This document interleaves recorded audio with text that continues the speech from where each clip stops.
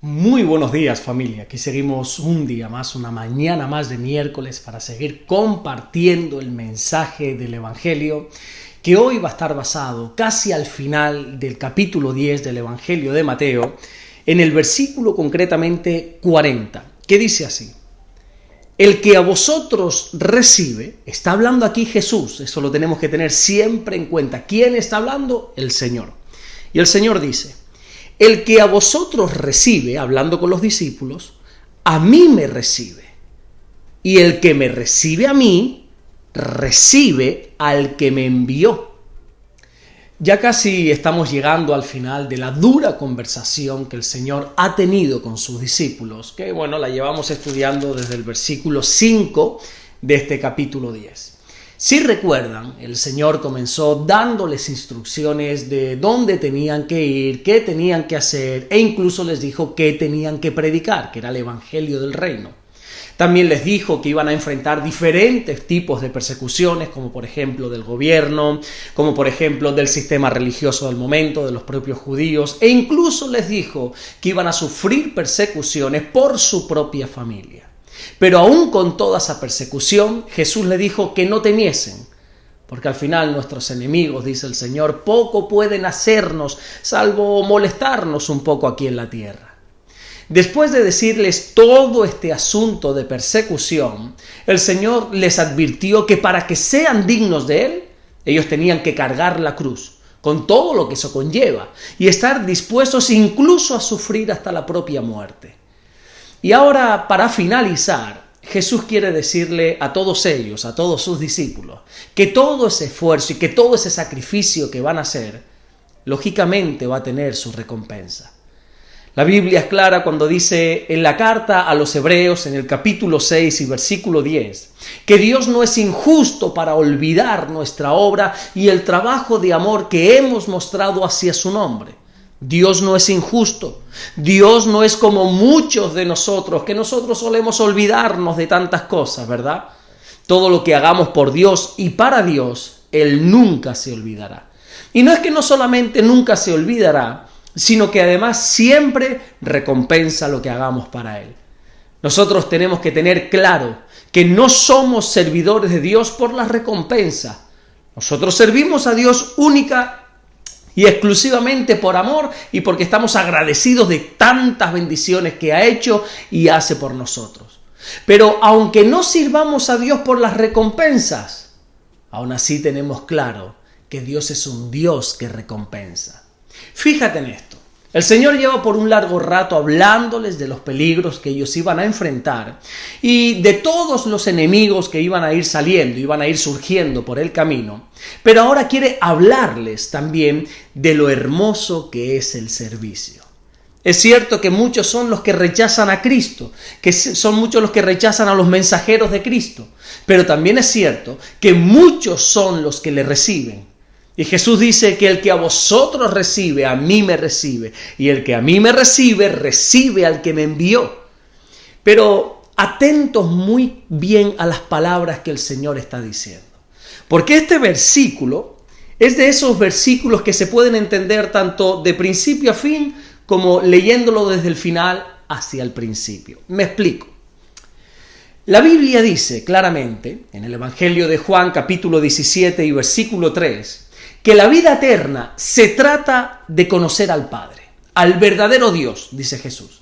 Es decir, que la voluntad de Dios para el hombre es que conozcamos a Dios, al Padre.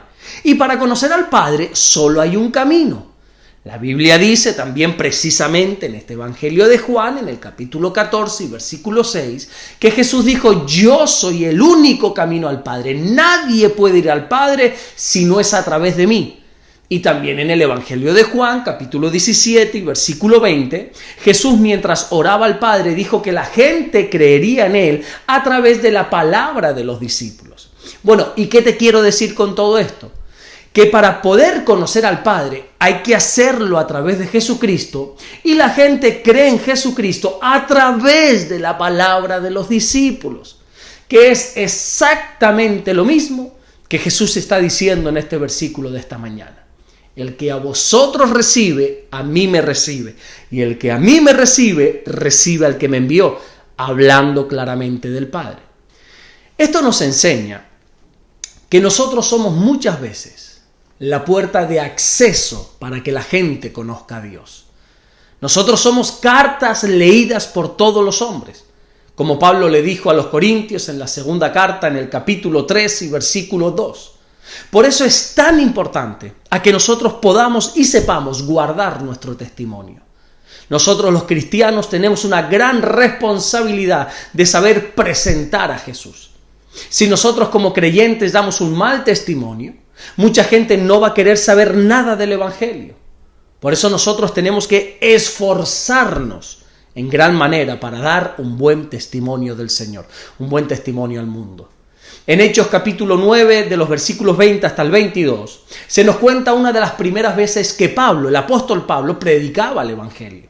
La Biblia nos enseña cómo Pablo comenzó a predicar en la ciudad de Damasco, nada más convertirse al Señor.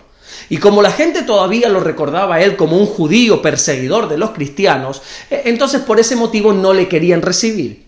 Y fíjate cómo en el versículo 22 la Biblia dice, pero Saulo se esforzaba mucho más.